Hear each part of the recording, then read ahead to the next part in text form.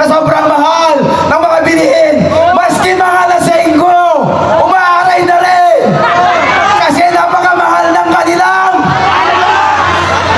Huwag nilang hintayin na pati sila sumama na rin dito. Ulitin ko po. Sabi po ng isang magaling na sekretary dito sa ating bansa, safe daw ang Pilipinas. Pero bakit po kailangan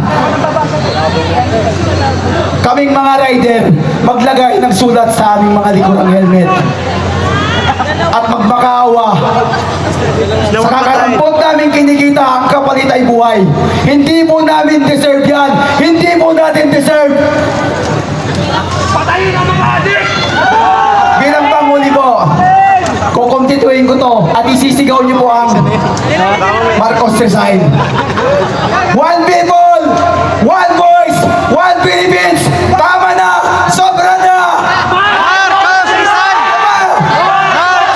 Sige ba? Sige ba? Isa pa! Nang marinig niya sa Malacanang! Isa pa! Maraming salamat po! God bless! Maraming salamat, Sir John Agustin ng UP Riders, TNVS. Maraming